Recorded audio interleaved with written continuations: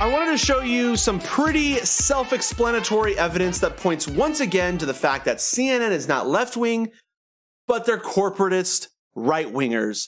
Take a look at this opinion piece. After the Mueller report, Dems need to stop crying wolf. It's a bizarre left-wing talking point. The whistleblower complaint is certainly worthy of investigation, but is an appropriate phone call an impeachable offense? Is there evidence of a quid pro quo? Is there a case to be made that President Trump engaged in betrayal of his oath of office? Or is this a rush to judgment at a time we need to slow down and look at the facts? It's not a heavy lift to find Republicans who have at some point looked at President Trump's actions and said, I would not have done that, or I would not have said it that way. I count myself among them. With that as a starting point, it's important to consider the credibility of the whistleblower's complaint, the calculation of the Democrats, and the collateral damage that will likely result from the impeachment proceedings. These are right on the talking points that the White House accidentally emailed to Democrats.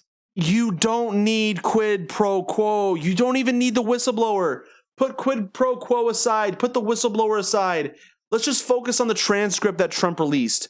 Trump requested a foreign government to look into the family of a political opponent. Like, that's in the transcript. That's illegal, full stop. You don't need an investigation because the evidence is already there. You don't need a subpoena because the evidence is already there. You don't need Mueller. You don't need additional hearings. Case is closed. You can't defend against this. He literally admitted to it. Whether or not there's quid pro quo, Trump broke the law and compromised our democracy. Period. Full stop.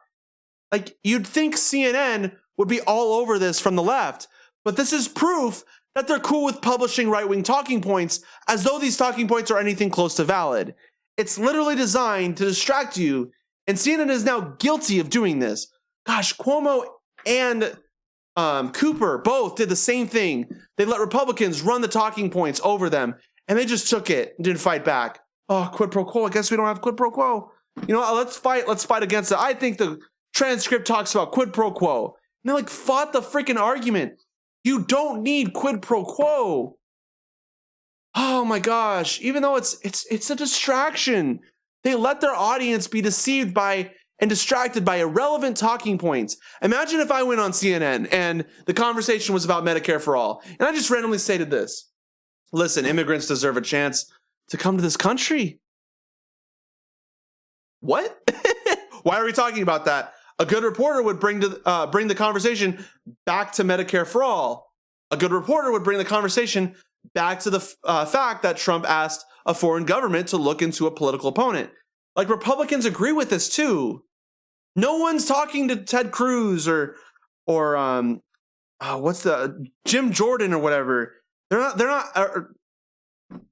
not asking, hey, what do you think about Trump forcing a foreign government to look into a political opponent? Do you think that happened? Yes or no? Is that illegal? Yes or no? No one's asking that. For a moment, I thought CNN might lead a little in this fight for impeachment, considering they drool all over anything involving impeaching Trump. The second they actually have something good, though, they just fumble all over the place. That's CNN fighting for you. Unless fighting for you means potentially lowering the CEO's profits in the long run, which would result in Trump actually getting impeached. So instead, focus on, talking points that won't actually lead to productive movement towards impeachment. Yay! Fighting for you, CNN.